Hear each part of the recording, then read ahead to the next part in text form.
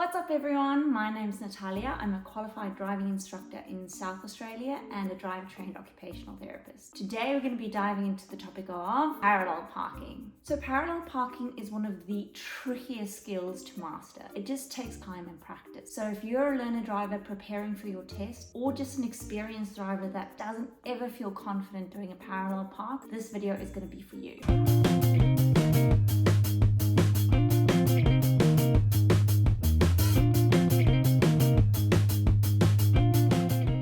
First up, understanding the basics of parallel parking. I'm going to take you through step by step what you're going to do and how you're going to do it, as well as getting into the nitty-gritties where drivers usually go wrong and how to fix them. So first up, I want to make it clear that parallel parking is not just a crucial skill to pass your learner's test, but an everyday skill to make you a confident and competent parker, especially in tight spaces like city centers. I drive on the left side of the road, so just make sure if you're either parallel parking in a one-way street to your right or you're driving on the opposite side of the road, all you're going to do is swap my directions over to the opposite side. So first up, choosing the perfect spot. Now, if the parking spot is too small, I don't care how good a driver you are, it's just not going to work. So pick a spot that's about 1.5 car lengths larger than yours. So drive up next to the spot and see if you can comfortably fit. If it's a yes, drive up to the car in front and leave a gap between you and that car.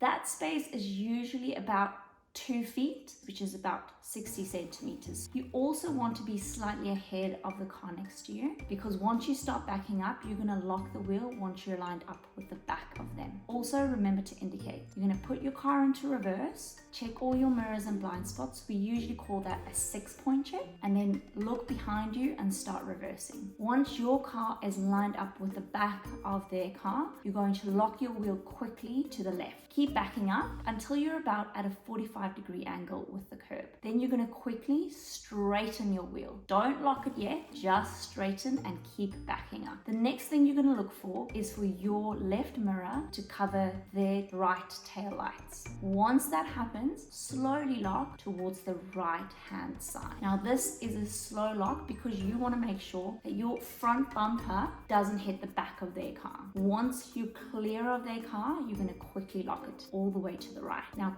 keep backing up, looking behind you and in front of you. Keep backing up until your car is completely straight, and then straighten your wheel. Once you've straightened your wheel and your car is not in the middle of the parking bay, you're going to pop your car into drive and slowly move yourself until you're centered in the parking bay. Now let's get into some common mistakes I see a lot of drivers make when parallel parking. First mistake is parking too close once you drive up to the car next to you. If that gap is too small, your steering is going to have to be a lot different from what I just explained. So make sure that gap is about 60 centimeters. If the car next to you is either a really narrow car or is parked really close to the curb, or both, err on the side of caution and leave an even bigger gap. The fourth time your steering wheel is going to move is when you are parallel with a curb. The common mistake that people make is that they straighten out their steering wheel before they're parallel with the curb. That means that they're actually still off center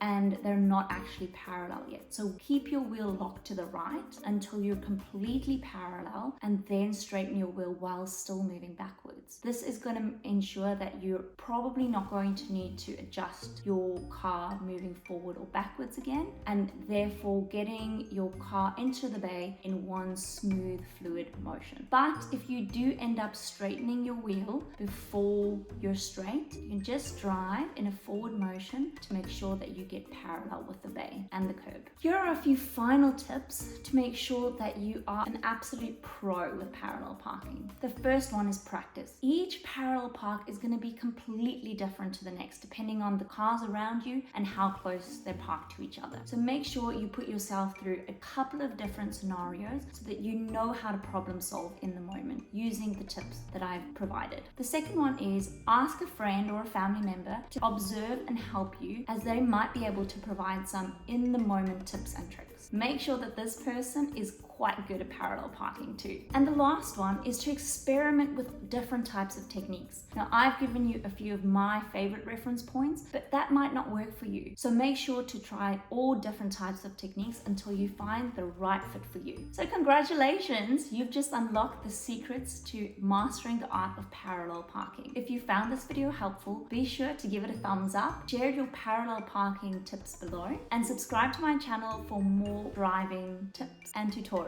Thanks for tuning in, drive safe, and catch you in the next video.